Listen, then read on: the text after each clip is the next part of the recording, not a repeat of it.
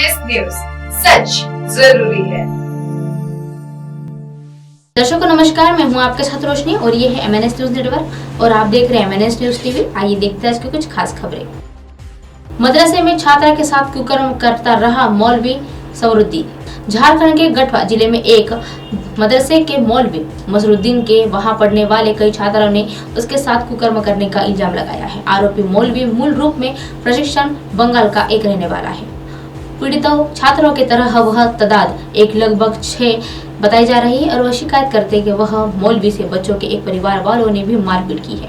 घटना रविवार 19 फरवरी की है और वह केस दर्ज होने के बाद वह मौलवी फरार हो गया है। रिपोर्ट्स के अनुसार घटना गढ़वा के नगर उठाली थाना क्षेत्र का अंतर्गत आने वाला एक इंदी गांव की बताई जा रही है। वहां पश्चिम बंगाल का एक मौलवी समरुद्दीन कई वर्षों से सादुर वह सामानिक नामक से रहता था और उसके बाद बच्चों को इस्लाम का एक शिक्षा देता था।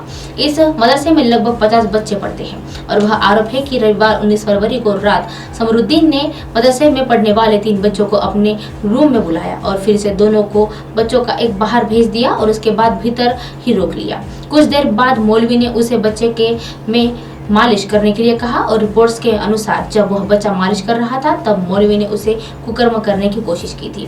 जब वह बच्चे के उनका विरोध किया तो उसने परिजनों को मौलवी की एक करतूत के बारे में जानकारी दी और इस बच्चे के परिवार वह परिजनों की शिकायत लेकर मदरसे आए तो वह मौलवी ने गांव के मौजूद अपने कई समर्थकों को वह इकट्ठा कर लिया था। आरोप है कि वह उन लोगों के साथ मिलकर मौलवी ने परिवार वालों के साथ मारपीट भी की और पीड़िता के परिवार को यह भी इल्जाम लगाया कि इसी मदरसे में इनका मौलाना अशरफ के मामले में मौके पर वह फरार हो गया है। वह अफरा तफरी मच गई थी और वह प्रसार भी किया गया था किंतु उनकी कोशिश नाकामयाब रही। इसी बीच किसी ने भी पुलिस को सूचना कर दिया था तो लेकिन पुलिस ने मौके पर पहुंचकर इस स्थिति को संभाल लिया।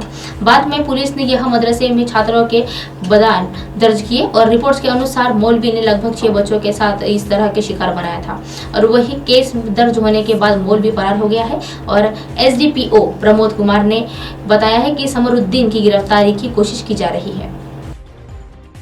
स्कूल जा रही नाबालिग को उठा ले गया पड़ोसी। पश्चिम बंगाल में खाने का लालच देकर पड़ोसी युवक द्वारा नाबालिग लड़की का रेप किए जाने का मामला सामने आया है।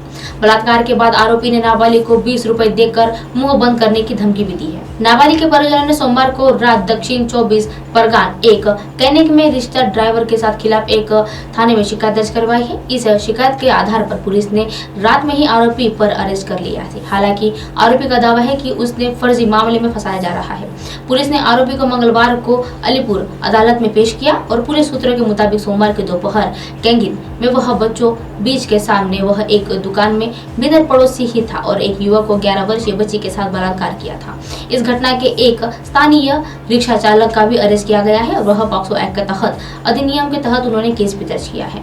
4वीं कक्षा के छात्र के परिवार वालों ने पुलिस दी गई है और उसके बाद शिकायत देने के बाद आरोपी सोमवार दोपहर स्कूल जाते वक्त उसे ऑटो में उठा ले गया था। इसके बाद ही कैनिंग कॉलेज के नाबालिग को मोर बाजार में मौजूद अपनी दुकान में ले गया और इसके बाद दुकान बंद कर शटर बंद कर उसके साथ दुष्कर्म किया। यह युवक ने दुष्कर्म के बाद नाबालिग को इस बारे में किसी से बताने के लिए 20 रुपए की धमकी दी और साथ ही नाबालिग को हत्या की भी धमकी थी। नाबालिग के परिजनों का दावा है कि मां को रेप के बारे में तब पता चला जब लड़की घर लौटने के बाद रोने लगी थी और युवती पड़ोसी युवक को मामा कहकर बुलाती थी और मामा ने ही उसके साथ दुष्कर्म किया था। लिव इन पार्टनर ने महिला को जलाया जिंदा। देश की राजधानी दिल्ली में अहम विहार इलाके में लिव इन रिलेशनशिप में रहने वाली जिंदा जलाई गई महिला के उपचार के दौरान दम तोड़ दिया है। लिव इन पार्टनर ने महिला पर तारपीन का तेल डालकर उसे आग लगा दी। महिला को नाजुक हालत में संजय गांधी अस्पताल में ले जाया गया जहां हालत बिगड़ने के उसे AIIMS के रेफर कर दिया गया जहां लगभग 10 दिन जिंदगी की वह मौत से लड़ रही थी और महिला की जान चली गई। पुलिस के मामले की छानबीन कर रही है। रिपोर्ट्स के अनुसार राजधानी के अमर विहार इलाके में वह महिला लगभग 6 वर्षों से लिव इन रिलेशनशिप में रहती थी और महिला ने 6 वर्ष पूर्व अपने पति को छोड़ दिया था और इसके बाद मोहित नामक एक लड़के के साथ वह अमन विहार में इलाके में रहती थी। बीते कुछ समय वह महीनों के बाद मोहिन और महिला के बीच किसी न किसी बात को झगड़ा होता था और बताया जा रहा है कि 10 फरवरी को महिला ने मोहिन का उससे दोस्त के घर ड्रग्स लेते हुए भी देखा था जिसको लेकर मोहिन और महिला के वह विवाद भी हो रहा था और इसके बाद ही मोहिन ने घर पर रखे हुए तारपीन का तेल महिला के ऊपर डालकर उसे आग के हवाले कर दिया। आसपास के लोगों इनकी सूचना मिली और उन्होंने सूचना पुलिस को दे दी और पुलिस मौके पर पहुंची और घायलों को नजदीकी राजीव गांधी मेमोरियल अस्पताल में एमडीपी करवाया गया। उसके बाद जहां उसकी स्थिति निरंतर बिगड़ती जा रही थी, इसीलिए उसके AIIMS के अस्पताल में रेफर कर दिया गया, जहां लगभग 10 दिनों तक उन्होंने मौत से लड़ती रही। मखर सोमवार देर शाम को महिला ने दम तोड़ दिया। बताया जा रहा है कि महिला का अपनी शादी के एक 8 साल का बेटा भी है और मोहित के साथ वह लिव इन रिलेशनशिप में रहते हुए भी उसे एक बेटा भी हुई थी और जो 4 साल की थी। वह अमर विहार थाना पुलिस ने जैसे ही इस बात की सूचना मिली तो महिला को मौत हो चुकी है कि पुलिस ने फौरन 302 यानी हत्या की धाराओं के तहत केस दर्ज कर मोहिन को गिरफ्तार कर लिया है। अब आप हमारे चैनल को अपने मोबाइल पर भी देख सकते हैं। मोबाइल ऐप पर देखने के लिए प्ले स्टोर से MNS news TV app download करें।